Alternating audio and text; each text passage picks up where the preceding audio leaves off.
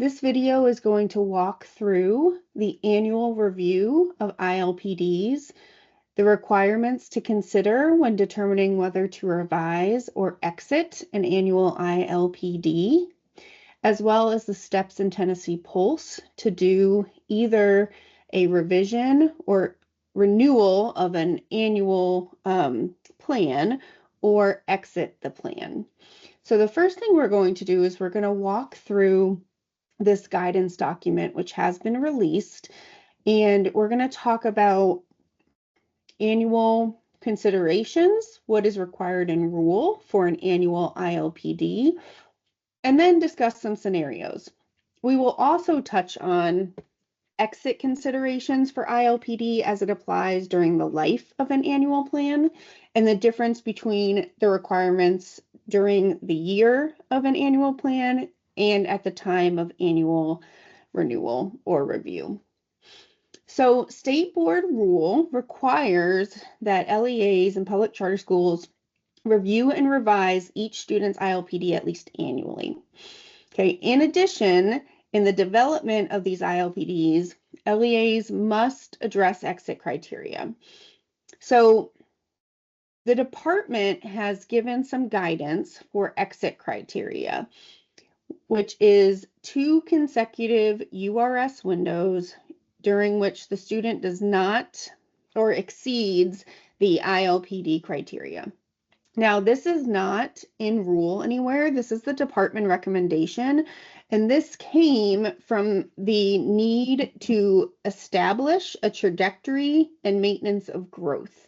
So we want to make sure that a student is in fact grown and shown a maintenance of that growth before we are considering exit. Because what we don't want to see is a student at the 23rd percentile on one window, exited the next window because they're at the 27th percentile, and then back on the next window because perhaps they're back below at the 24th percentile. We want to make sure that districts are really considering whether the student has shown adequate growth to exit the student from the plan. And really, what you really need to be considering is not exit from the plan, but exit from the supports that the plan is associated with. So let me explain what we mean by that. When we have an ILPD, you should be writing ILPDs for students who you have already determined have characteristics of dyslexia and because of their profile of needs require a dyslexia-specific intervention. That's what's required under the Tennessee dyslexia law, our TCA 491229. And that is the question that we're trying to answer when we're identifying a student with characteristics of dyslexia. Do they require a dyslexia-specific intervention because of their pattern of deficits in foundational skills? Of the students who the answer to that is yes, some of them are going to meet the really specific rule criteria for an ILPD, which is a type of student intervention plan. So that is below the 25th percentile in their composite or flagged on the early warning system, and then showing a deficit in 50% or more of the grade appropriate subtests. And those, the matrix lists out all of the subtests, and then the universal reading screener decision making crosswalks help outline that process for analyzing that data and determining who is eligible for an ILPD. So when we are considering the exit of a plan, the real question to ask is, does the student still require dyslexia-specific intervention? If that answer is yes, and the student is in the middle of a qualified year-long plan, then you can continue to serve the student under that plan because once they're made eligible, they're eligible for a year. So if you are considering exit during the life of that year plan, you want to consider their growth, but also whether or not the intervention, the dyslexia-specific intervention you've placed them in, is still appropriate for them. So ultimately, if the plan is still appropriate for the student, then if they have an eligible annual plan, they can continue to be served through that dyslexia-specific intervention and through that ILPD, that individualized learning plan for characteristics of dyslexia. If at a certain point the team determines the student has made adequate growth and closed skill gaps to the point where dyslexia-specific intervention is no longer required, that is also grounds and consideration for exiting the plan, because under rule, a student who has an ILP-D must be served in a dyslexia-specific intervention within the RTI tier. So that would be tier 2 or tier 3. So if the team determines that that dyslexia-specific intervention is no longer required, then that in turn is also considering or determining that the ILP-D is no longer appropriate and that student should be exited. When it comes time for annual review, this does apply, but there's also some additional considerations. So as you can see here, when an ILP-D is created, the plan serves the student for 1 calendar year, unless they determine that a student has met sufficient exit criteria prior to annual review. However, at annual review, in order to renew for another year of the plan, the student must requalify. So they must meet that ILP-D eligibility criteria on their most recent URS in order for the district to be able to renew for a full another calendar year. Okay, now please keep in mind, as we just talked about, this is especially important. An ILP-D is a type of student intervention plan. Just because you are exiting a student from an ILP-D, which is the plan through which they're being supported, does not necessarily mean that you are exiting them from their intervention placement or their instructional supports. So if you determine that the student has characteristics of dyslexia under our TCA 491229, you are in fact saying that the student requires a dyslexia-specific intervention. They will be served in this intervention through either a student intervention plan or the specific type of student intervention plan, the ILP-D. So if we have a student who is up for annual review, and let's say that they score at the 30th percentile, they have to meet both prongs of this criteria, the eligibility criteria defined in ILP-D rule under TISA and state board rule. So they would not qualify for a renewal of another year plan. However, if the team determines that yes, they do in fact need that dyslexia specific intervention because they have characteristics of dyslexia, then they are going to keep the intervention supports the same, but the student would then be served through a different student intervention plan that is not an ILP-D in Tennessee Pulse. So the plan would need to be exited, and then the student would continue to be served appropriately. Okay, so LEAs and public charters, when we renew, are not required to regain parental consent for the continuation of a plan for another calendar year. However, we do recommend that LEAs and public charters adopt their own communication procedures for communicating with parents that a student's plan is going to continue or that they will continue to be served for another year through this type of plan.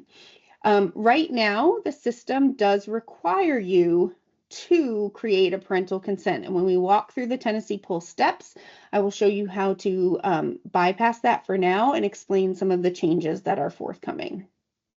But let's talk about revision and exit. So if it is, let's say a student had an ILP-D written in September of 2023 or the previous school year. It is now 1 calendar year later. The student is up for renewal. I would use the most recent URS data point, which would be the fall window, because they have should or most likely have taken their fall universal reading screener. And I'm going to determine if that student meets criteria for renewal.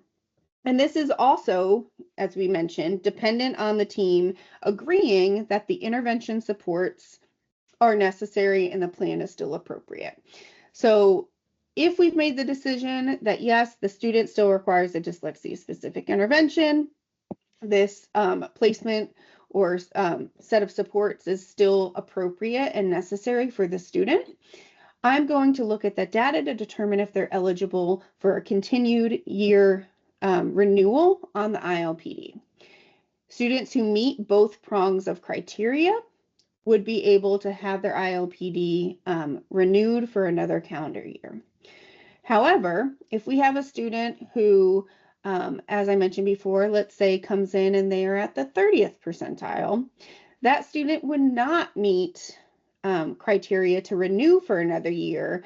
And then it is up to the school-based team to determine the appropriate supports that are in place. Now, I do encourage, our team would encourage all teams to have the conversation of what the appropriate supports are before they dive in even to discuss what the plan that will support them will be. Because the plan does not dictate your intervention services. Yes, there is a requirement for them to be in a dyslexia-specific intervention, but how they're placed or what their needs are determined to be by the school-based team is also going to guide whether certain types of plans are appropriate. So if a student did not meet criteria annual review, they would be exited, and I will show you the steps for exiting a student upon annual review as well. If a team determines at any point during the calendar year that a student is exited, as we mentioned, the department has recommended some guidelines for that, but districts can define their own criteria for that. But ultimately, you have to be asking the question of if that level of intervention, a dyslexia-specific intervention, is necessary and appropriate for the student. And if the answer to that is no, then the plan would be exited. And how that is measured can be determined, whether it's progress monitoring data, array of data brought together to make that consideration. So no single data point or source of data should ever really be the determination for a placement decision or a service decision. So you want to make sure you're really having a robust student profile to determine should we be making a change to the student's plan. All right, so now let's look at how we would address this within Tennessee Pulse. So I have a student here who has an active ILP-D. And these dates are going to be fairly recent, but I'm going to walk through them as though they are expiring. Okay, so this student has an active ILP-D. Let's pretend that they are up for annual renewal. Okay. They're up for annual review, and we are going to determine if they are eligible or not eligible. Now, first thing we're going to do is if they are not eligible to renew. So let's say a student is above the 25th percentile and or not deficient in 50% or more of the appropriate grade test, subtest of skills.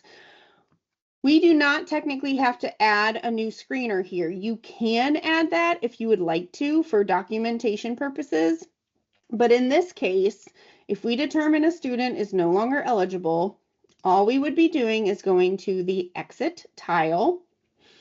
We would enter the appropriate date. So if I'm exiting the student today, I am going to look at my exit reasons. Here we have the state recommended reason that they qualify for special education, that a parent has since declined the plan, and then there is an other. There is a drop down coming that details that a student does not meet renewal criteria at annual review. But for now, you would choose other, and you would say something along those lines. Student does not meet ILP-D renewal criteria at annual review. Okay, something like that. You're going to mark that this student will not generate and they no longer meet characteristics of dyslexia criteria. Caveat here, this characteristics of dyslexia criteria is how characteristics of dyslexia is defined under TISA. I know that is very confusing, but this does not mean that you are not going to say they have characteristics of dyslexia under the 2016 rule. What you're saying is they no longer meet the criteria under TISA for requiring that plan, okay? So you would confirm exit, and when you click this, the exit tile will disappear, and when the updates do come soon, you will also find, I'm going to not save this because I want to use the same student for renewal, that the exit criteria tile will disappear and all of these will revert back to gray. They will no longer be green.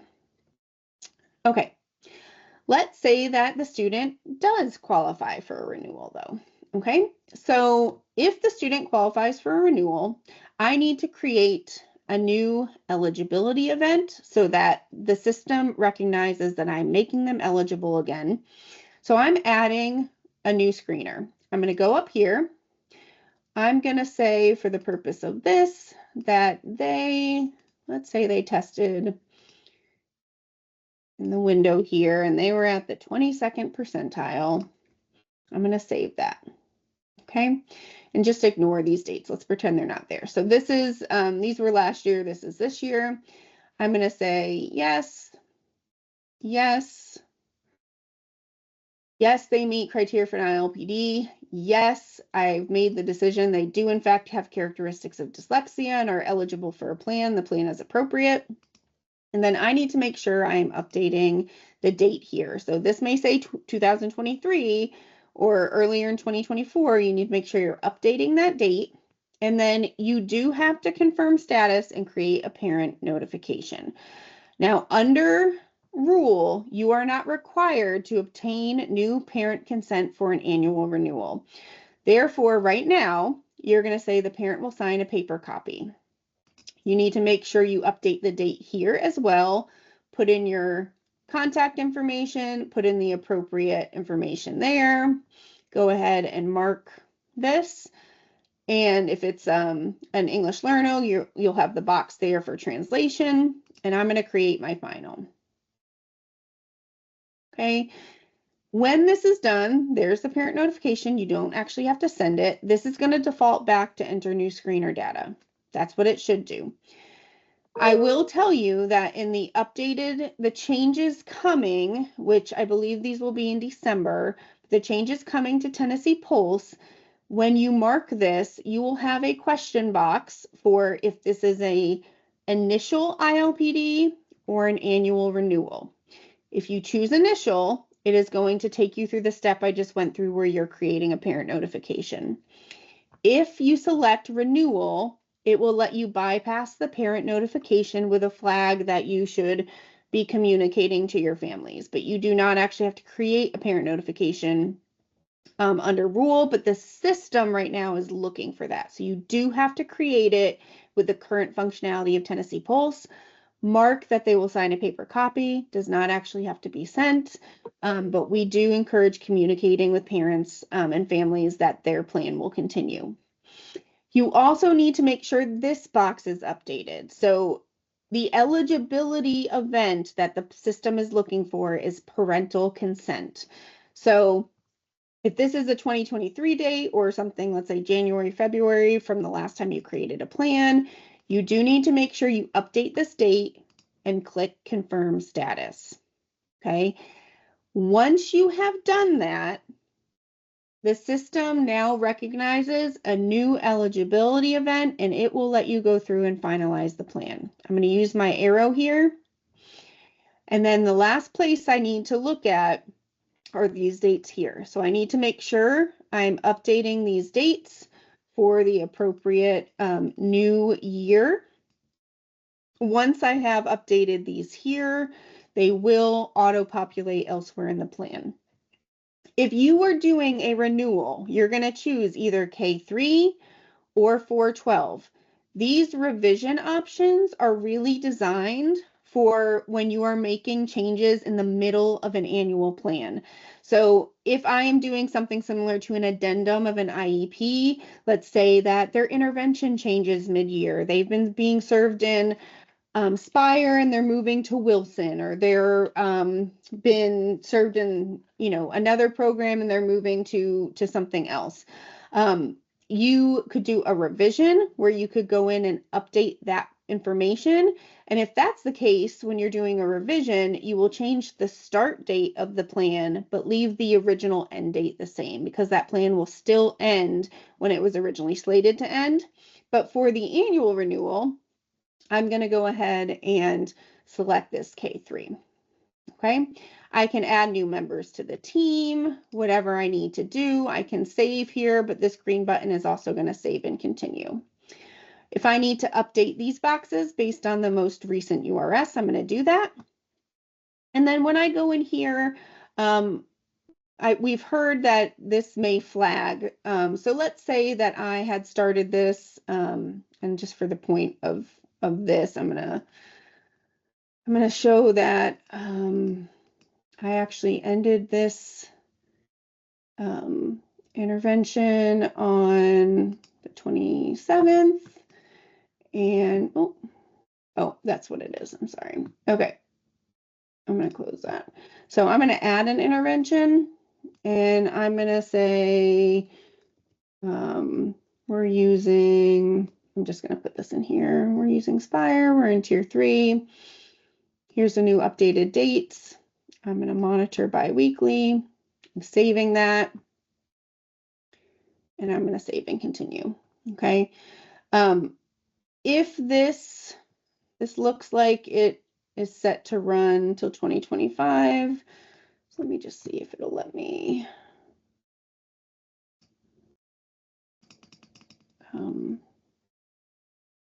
I know some people were saying this was throwing a flag. So I want to say that this is going to end. Start date cannot be before start date of ILP-D. Okay, so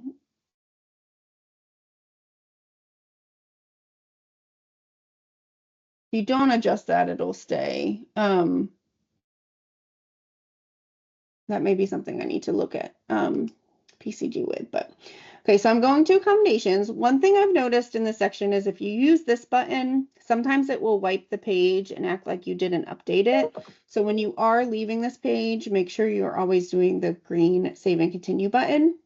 But I'm going to make these discuss with my team, make sure these are still appropriate. We've determined they still don't need assistive technology. Perhaps we changed our mind and we decided that they do need assistive technology. And one thing to keep in mind is that if this is a K through 3 student, this part is only required for 4 through 12. So it's not actually going to pull to the printed or finalized ILP-D. So if you do want to add assistive technology considerations for a K through 3 student, we recommend you use the other box, and then you can type in something like accessible tech, text to speech, speech to text, so that it does pull, because this part won't actually pull to that.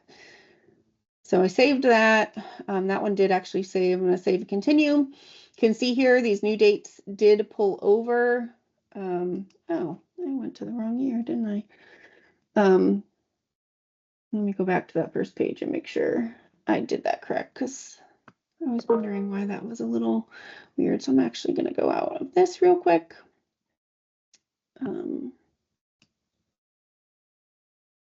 I saved all those other pieces, but it looks like I put the wrong date in here. I made this for 2 years because I clicked too far ahead.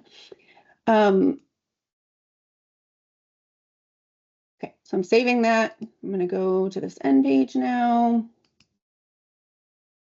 Okay, so now I'm here. These dates are correct. I can determine whether my district is collecting signatures on the final ILP-D. It's not required in rule. If you click yes here, it's going to give you those same prompts of how the parent will sign. If you say no, it's not going to prompt that, but it will let you add a space for team signatures if you do want to document those team signatures, okay? So for this one, I'm not going to do that. I'm just going to create my final. It will create my final document, and I can see that here, okay? And then that plan should be in effect for the new calendar year, okay? So again, if they do not qualify upon review, I'm using the exit tile, and I'm using other at this time and putting in that the student does not qualify upon annual review. If they do qualify, I do need to enter a new screener, create a new parent notification, mark paper copy, change the dates, confirm status, and then make sure we change the dates here for year plan, and then move forward and adjust the rest of the plan as needed. And that will give you a new annual plan in Tennessee Pulse. If you have questions, as always, please reach out and contact us. Updates to the Tennessee Pulse ILP-D guide will be coming after some changes are released in October. And then, of course, we'll be updated again with any other changes that come out later in the year. I believe we will see some updates at the end of October and then another round of updates with a December release, and we will communicate those changes as we are aware of them. If you have questions, please reach out to jessica.dainty@tn.gov. If you have a technical platform issue, we really do encourage the use of Zendesk through the Tennessee Pulse platform. And if you are a user one, this little envelope here is your Zendesk envelope. You can send a message. It will let you put in your, I'm just going to say ILP-D question. Describe the issue as best you can. If it's a particular student or if there's a student it's happening with, please provide at least one sample student. Mark ILP-D here so that it comes through. Choose the most appropriate topic there, and then you can always attach files if there are screenshots or something like that that are helpful, and send those that way. While sometimes things can be answered via email, this allows for documentation within the system of prevalent or like universal glitches or problems that are happening. So it helps us track similar requests. Whereas if some things are coming to email and others are through Zendesk, it may underrepresent or overrepresent the degree to which something is occurring within the system. So always helpful to have a Zendesk ticket if you have a technical question about functionality or can't get something to work appropriately. But you can always also reach out to me directly.